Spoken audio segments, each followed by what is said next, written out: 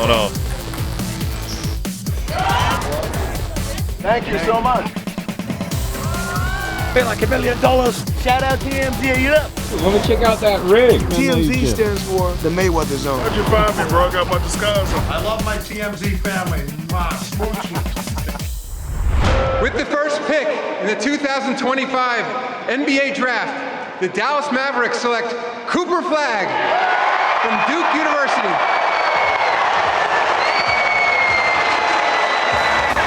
Welcome to TMZ Sports. I'm Mike Babcock with my guy, as always, Mojo Muhtadi. Mojo, there it was.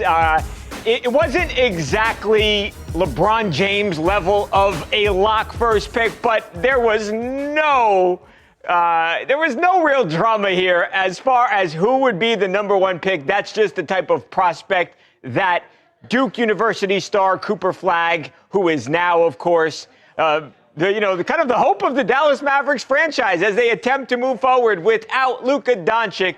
He, of course, is he's a young guy, Mojo, not even 20 years old yet. He is very well-rounded. He is a heck of a good basketball player, Mojo. And I know a lot of people think that this dude is going to be a perennial all-star. And you could probably say that, Mojo, about a lot of the guys who were drafted last night in the first round, especially those lottery picks. Those guys have a lot of talent. But, Mojo, what happens if you're not drafted in the first round? What happens if you're not drafted at all? I mean, let's face it, that is the story that, more guys than not, that's their story as opposed to being drafted first, second, third, and so on. That's the story of Alex Caruso, Mojo. And, of course, if that name is on your mind, it's probably because you just watched Alex Caruso win not his first, but his second NBA title. One with the Lakers in 2020, and of course now here with the Oklahoma City Thunder, Mojo. You know where he was drafted? He was drafted nowhere, but has gone on to have a fantastic career. He just signed a 4-year, $81 million contract, an insane amount of money. Mojo, we spoke with Alex a little bit earlier today on the heels of the NBA draft, and we asked him, hey, what's the advice to the guys who aren't much ballyhooed prospects, the guys who don't get drafted? What advice do you have, to those guys that might not hear their name called to not give up on their NBA journey? Yeah, I mean, there's always seats to the table. Sometimes you get invited to the table. Sometimes you got to create your own seat. And my route was create your own seat, so it's possible. Well, there it is, Babcock. There's a future for undrafted players. You know what? I can actually sound off on this one because as a former undrafted player in the NFL, I went on to have an incredible career in the WWE. Hey, but for real, I mean, any pro sports leagues, you want to talk about the NBA, you want to talk about the NFL, they're full of players that weren't drafted and got a shot, went on to had incredible careers. So, I mean, Alex Caruso going on, winning the title just recently here with the Thunder. That's a prime example. So, I mean, look, not everybody gets their name called in the bright lights. Some of us have a different path. For my money's worth, it's a better path. Look, the first round draft picks, they have a lot of pressure on them. They're expected to do great, but the undrafted guys, the ones that had to forge their name in the league while performing in the league, that couldn't sit back on what they did in college. I mean, what a story that is. I mean, we all love those underdog stories in America. You've seen Rudy, you've seen Invincible, all of these sports movies about the players that nobody wanted that earned their seat at the table. I mean, that's the opportunity that you have. So, my advice to any player that's not getting drafted, don't get discouraged. We just mentioned the Mavericks going on Cooper Flagg now, and I mean that's a lot of pressure on this kid's shoulders as like a 19-year-old, right? I mean he is going to be looked at here now. You've got to save this franchise, and sure he's got talented teammates, but a lot of that pressure is going to fall on his back. So I think great advice from you, great advice from Alex Caruso, Mojo, to the guys who did not hear their names in round 1 or round 2. It's not the end. It's truly only the beginning. With the 6th pick in the 2025 NBA Draft, the Washington Wizards select Trey Johnson from the University of Texas. What are your thoughts, Jay, on how his style will translate to the next level? Well, it translates really well because he's got an elite NBA skill. He can really shoot the ball. And I think he's the best overall shooter in the draft. Konkanippel is the best catch-and-shoot guy. And it's not close with the percentages he shoots. But look at that suit. I didn't notice the... Yeah, up top, short shirt. Up top, he looks like a banker. Down low, he's like a guitarist for AC/DC. Mojo, with that said, and of course that was Trey Johnson being drafted with the 6th overall pick. We're gonna play a little Rate That Fit NBA Draft Edition, and what better place to start but with Trey Johnson. I like that. It was like business up top, party on the bottom, like the opposite of the mullet. We're going to go through some of the top fashion choices, Mojo, whether they be great or horrible from last night. So there, of course, Trey Johnson, 6th overall pick. He's coming out of Texas. Mojo, Cooper Flagg, the number 1 pick, as we just discussed. Dallas Mavericks, as you know. Let's go to Cedric Coward. He actually was traded to the Grizzlies after being selected with the 11th pick coming out of Washington State. So there is Cedric. We've got Ace Bailey, Mojo, out of Rutgers, selected 5th by the Utah Jazz. We have Jeremiah Fears, taken with the 7th pick, Pelicans, out of Oklahoma. And Mojo, Dylan Harper, of course, 2nd overall pick. From Rutgers, again, Rutgers, two guys, 2 lottery picks. Crappy team. I digress. Dylan Harper going to the Spurs, Mojo. Who do you like best, Mojo? What the fashion is speaking to you? First of all, Babcock, I do have to split this up a little bit, all right? Okay. There's a big difference between what I like best and maybe what the fan base likes best. If the suit's too loud, too obnoxious, they're going to be like, all right, we got a player who's in it for himself. Right. Maybe it's a statement piece. By the way, that's exactly the kind of suit that I would have worn if I was a first-round draft pick. That never happened, but that's okay. That's neither here nor there. I mean, the Pelicans player, that was a solid suit right there. Yeah. I like the red. I mean, looked quite pricey. Designer did a great job. Oh, yeah. Cedric with the lining inside, that was pretty nice, too, because that wasn't too over the top. Oh, but he had his family clearly on the inside, his loved ones. That's a very nice touch there. Yes. But I got to say, it's not because I'm from the Washington, D.C. area. It's not because the Wizards are the hometown team. But I got to give this one to Trey, because if I'm going off of what I previously just said about coming in for business purposes, I'm not going in for business for myself. I'm here for the team.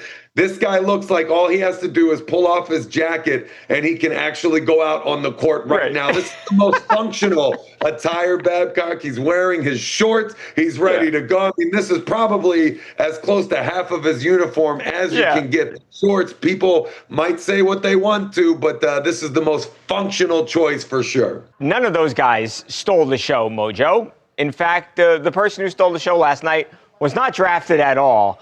It was that lady right there, Mojo. It was Dylan Harper's mom. I was going to try and say it was Dylan Harper, but no, it was Dylan Harper's mom, Maria. Now, Maria, of course, is Mama Harper.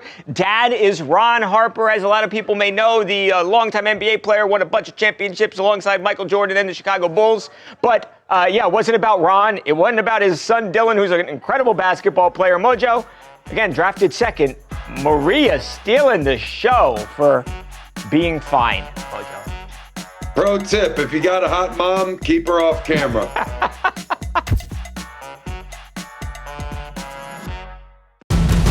As Ilia Topuria gets set for UFC 317, the former featherweight champ has some big names on his radar in his new weight class. Some fighting words from El Matador when TMZ Sports returns right after this.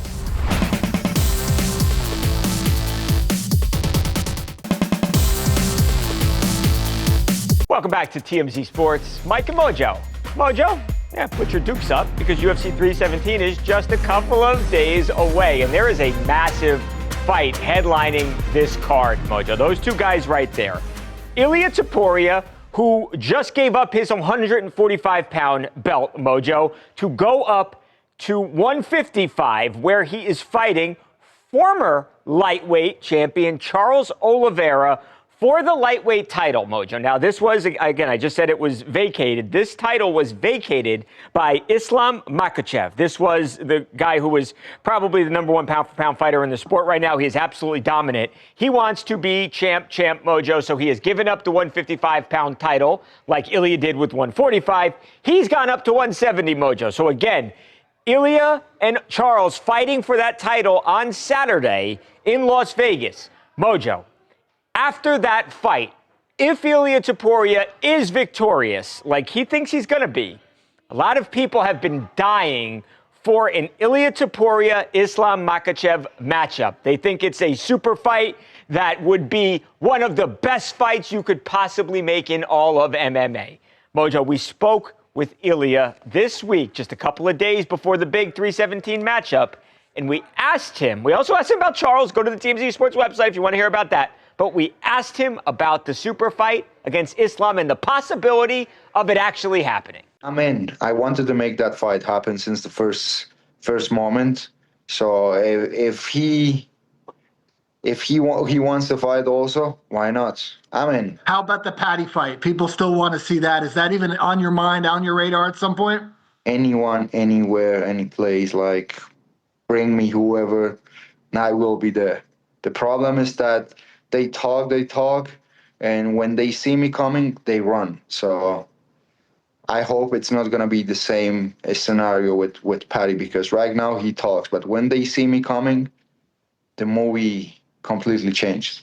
Dang, Babcock said he was all talk and is going to run when he sees him coming. Let me just say here, we got to pump the brakes just a little bit, all right? We're talking about Islam. Yeah. We're talking about Paddy. We still got Chucky Boy first, yes. Right? And he's a badass, Mojo. He is, Charles Oliveira, a guy can choke you out from anywhere. Yeah, that's not exactly the guy you just necessarily look past, right? And no. I'm not saying Ilia's doing that right now, but this is a big fight on Saturday, and we've seen it before. We interview UFC fighters all the time, and they don't want to talk about next steps. They're all in on this fight right now.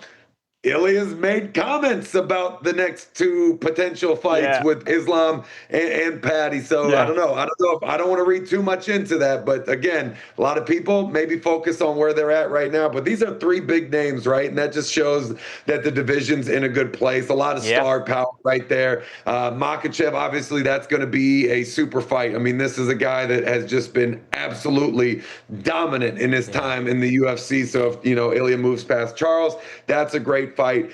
Paddy's still a great name as well. Maybe not the wins, the caliber wins that some of these other guys have had, but he's the hot ticket, right? He's the superstar. He's the one that's selling tickets right now. He's the one that's drawing headlines. So, even if he doesn't have, maybe the fight resume that Islam has, that's still a really good fight to take when you're talking about rounding out a career of business, an entire work here. So, I don't know. Look, the future looks bright, but still got to get through Charles this Saturday first, and then you can focus on the rest where he goes after that. I guess we'll see how he does on Saturday.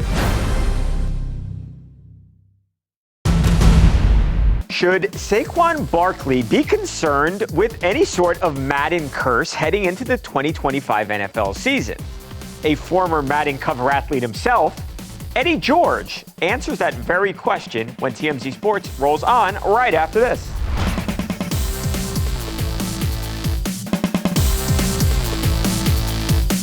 Welcome back to TMZ Sports. Mike and Mojo. Mojo, Saquon Barkley. He is coming off about as great a season as a running back could literally ever have of Offensive Player of the Year.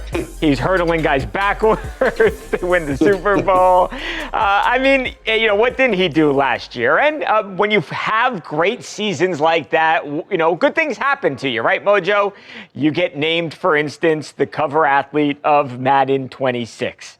But is that actually a good thing, or is it not, Mojo? Any gamers out there might have heard in the past about the so-called Madden curse, Mojo, about guys who have landed the cover of Madden and then who have had bad things happen to them, have had, sustained serious injuries as a result. Now, it doesn't always happen, but it has happened at times. Is the curse real? Is it not? I don't know. A guy who might, though, Mojo, is somebody who once graced the cover. You go all the way back to 2001 when a running back like Saquon Barkley, Eddie George was one of the best players in the entire NFL at this time. He was on the cover of Madden. And then, Mojo, he had a rough season. He really struggled after gracing the cover. We had an opportunity to speak with Eddie George, Mojo, and we asked him about the cover, and we asked him about the curse. Is he worried for Saquon? You were on the cover of Madden, okay? Saquon, also like a big running back. People, you had a tough season that season, you know what I mean? Is Saquon safe? I think Saquon is Saquon. I mean, I don't buy into that. I think it's a great opportunity for him to bless the cover. It's something that, lasts a lifetime. So I don't pay no attention to that. He's a Hall of Famer, in my opinion. Had a great year last year. Probably have an even better year this year.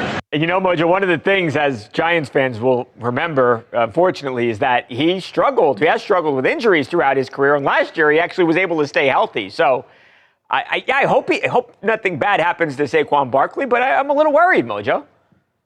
I'm just not buying what Eddie George has to say. He's the victim of the Madden curse, but also if you've ever watched the show Ballers with Dwayne "The Rock" Johnson, he had a really rough go on that one too, Babcock. So I'm not buying it. I don't believe in curses typically, all right? But the evidence supporting the Madden curse is inevitable, all right? This is a real thing. Now, I'm not saying he's going to have a bad year. He might have a bad year. His team might have a bad year. His body might have a bad year, and he gets injured. I don't know. Maybe make some poor investment decisions this year. I don't know. But something bad is going to happen to Saquon now that he's gotten the cover. I can't say what it is, but we will find out soon. Again, there's just way too much evidence to support this claim. I mean, if you're a player, you got to approach this the same you would any other year, right? You can't go in to this thing expecting to have a bad year, because otherwise players would have to turn down being on the cover of this thing. It's just it's too costly, man. It's too nasty in this game. It's too physical. So we got to let that one go. But I don't know. Something bad is going to happen to here. Babcock, I got to say, whatever it is, you're probably going to be happy about it since you're a Giants fan. He left the Giants.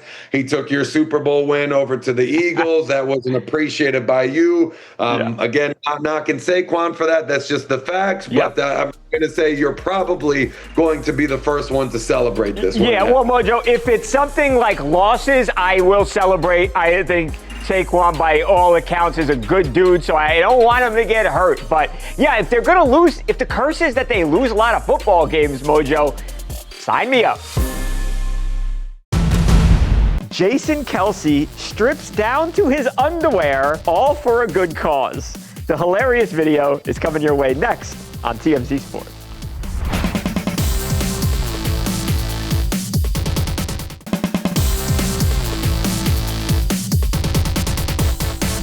Welcome back to TMZ Sports. Mike and Mojo. Mojo, we have arrived upon my favorite segment of the day. Jason Kelsey. Jason Kelsey, I mean, if there's anything you can say about the guy, he likes to have fun, Mojo, even if it means stripping down to just a red, white, and blue Speedo. Man, that's exactly what Jason did. So he has this annual charity bartending event, Mojo. It's called the Ocean Drive Celebrity Bartending event. Again, fifth time that he has done this. It all goes towards and raises a lot of money for autism. So an incredibly worthy cause. Watch what happened when Jason, again, he's there to bartend, Mojo. If you thought he was going to bartend in like a T-shirt and some shorts, no, you're wrong. Watch this.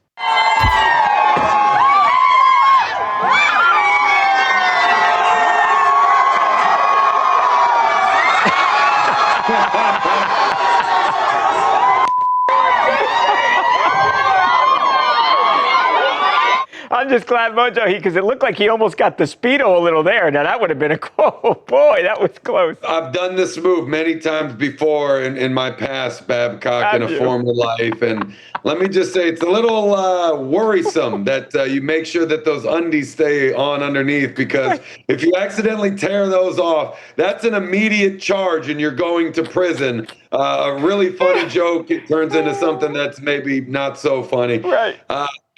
As you know, I know Travis Kelsey. Travis Kelsey's a friendly. I've partied with Travis many times. I've never met Jason, and no offense to my good buddy Travis, but I feel like Jason and I are a little bit more the same speed. You know, we're both former linemen. We both have an affinity for antics like this. So I think at some point I'm going to have to throw down with Jason, because that could be another good tag team that this world wasn't aware of.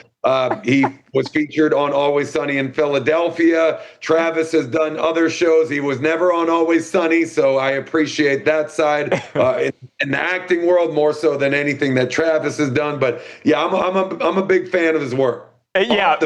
Even more so off the field. Yeah, I agree, Mojo. We're going back to the Saquon discussion. I don't really love the Philadelphia Eagles generally, but he is such a fun guy, and he's almost become a bigger star in his post-football career than he was as an NFL star. Go figure. By the way, he's also, Mojo, we got to run here, but he is also, look how skinny he is. He's lost a lot of weight, Mojo. As you see, a lot of linemen, when they retire, they don't have to keep on that mass, and they don't have to eat like crazy anymore, Mojo, and you end up slimming down. So he looks great, too. So, yeah, shout out to him, and shout out to the wardrobe. You look great, Jason. Or we got to go, Mojo. We out of time. We got a bunch to talk. Mojo is in a beach area right now, so I'm looking forward to him going to the beach sometime between now and tomorrow's show and getting some photos of us in that Jason Kelsey outfit. So stay tuned for that tomorrow. We may have that. We may have a bunch of other really fun things to talk about, Mojo. Bottom line, it's going to be great. That's right, Babcock. I'm over here at Baha Mar in the Bahamas. I may or may not have just played a little bit of poker with Travis Hunter downstairs, so maybe I'll return to that. Either way, maybe you'll find out about it tomorrow, where it'll be the best show since today. I'm a lawyer.